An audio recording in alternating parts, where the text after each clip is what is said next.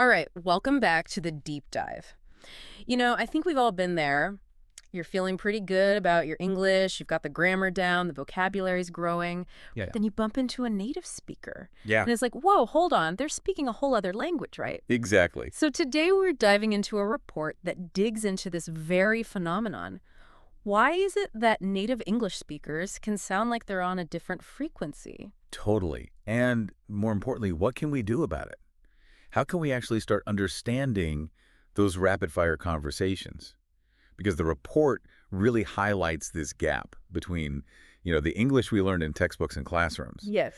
and the English that's actually spoken out there in the real world. Like, Okay. think about it, the formality, the super clear pronunciation in lessons Right. compared to just like casual chat, everyday speech. It's a huge difference. Yeah. And, one of the first things the report points out is that, especially in more traditional learning, there's not a lot of exposure to that spontaneous, quick back and forth. Yeah. And it's not even just about speed, it's also the vocabulary. I mean, you learn to write, but then someone will say, oh, just, fill out this form. Exactly. Yeah.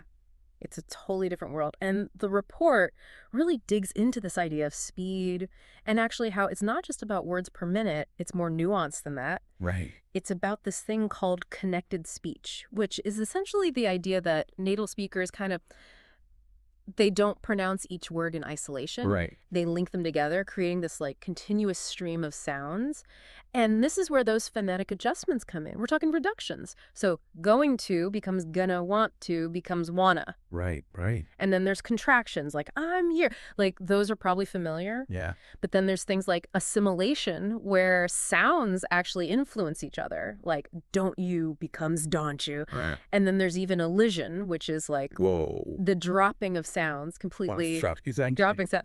So think about the T in biggest or can't. Okay, so it's like the language is constantly streamlining itself for efficiency. Exactly. It's becoming more efficient. Yeah. And, it's interesting because often it's the unstressed syllables and those grammatical words that get reduced the most Makes sense. because the focus really is on those content words. Right, those key words that carry the meaning. Exactly. So all those little words kind of get mushed in. They just disappear into the flow. Okay, well then that brings us to the informal language maze, right? Oh, yeah. This is where even advanced learners can trip up. I mean, we're talking about slang, idioms, Hazel verbs. all those phrasal verbs, exactly. Those are tricky. And what's so tricky about these is the report makes it really clear they don't always operate by their literal definitions. Right. Right. It's not like you can just take each word, look it up in the dictionary, and be like, oh, okay, now I get it. Exactly. Right.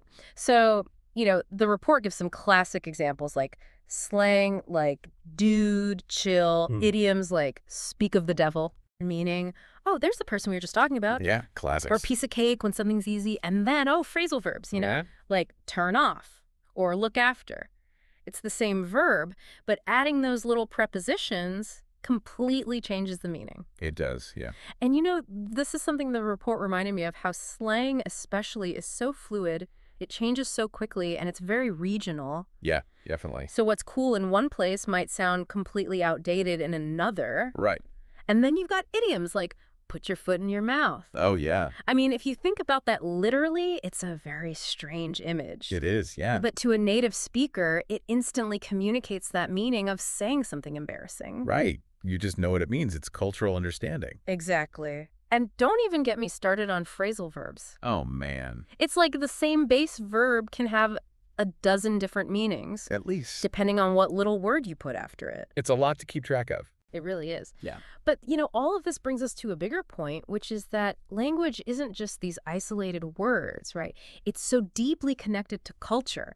And I think that's where we get into the challenge of accents and intonation. Absolutely. Because it's not just about different ways of pronouncing individual sounds. Right. Like, think about the R sound in American English versus a lot of British accents. Huge difference. But it's even more than that. It's about the music of the language, right? The intonation, the rise and fall of your voice, It's not the melody. that carries so much meaning. I mean, generally a rising tone means a question, but the specific patterns can be so different. Yeah, definitely. And, one thing that I thought was really interesting that the report pointed out is that a lot of learning materials, they tend to focus on a very narrow range of standard accents. Yeah, they do.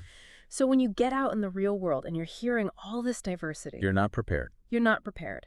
Which brings us to what I think is like the most fascinating aspect of this whole thing, the link between language and cultural context. Oh, yeah, this is where it gets really interesting. It's so interesting because the report really emphasizes that to truly understand native speakers, you have to grasp some of the cultural background that their language is coming from Definitely. because they're using all these cultural references. They're using idioms rooted in their culture, humor, based on their shared understanding. Right, and they're often not even aware of it. It's just Yeah. ingrained. It's just there. It's like the water they swim in. Exactly. So, I mean, the report gives this example of the proverb, a fool and his money are soon parted. Okay. Imagine that's coming up in a discussion about, I don't know, investments. Right?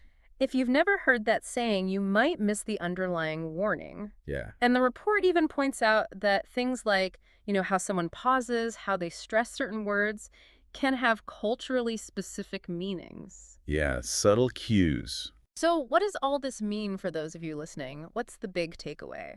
I think the key message from this report is that improving your comprehension, it's not just about more grammar drills. Right. It's not about cramming more vocabulary words.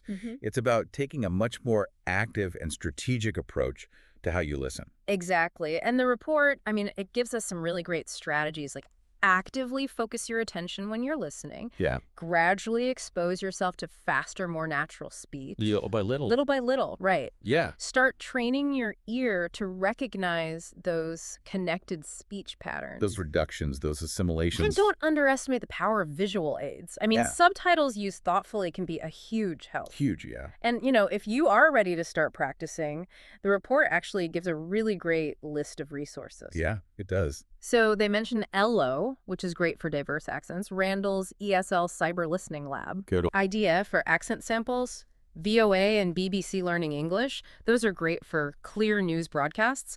Leonardo English's blog has some really interesting discussions. Rachel's English and English Anyone, if you really want to work on pronunciation. Fantastic resources. They even recommend Berlitz's and Kaplan International's blogs for language learning advice. Fluent U, which is great for learning through video, and then those classic resources like EnglishClub.com and EF English Live. I mean, tons to explore. Tons, yeah. So as we wrap up today, I think it's worth leaving you with this final thought. How much of understanding, really truly understanding, goes beyond just the words themselves? Right. How much relies on that shared cultural knowledge, that contextual background? What could you unlock in your comprehension journey if you also deepened your understanding of English-speaking cultures? Something to think about. Really interesting. All right, that's it for this deep dive. Until next time. See them?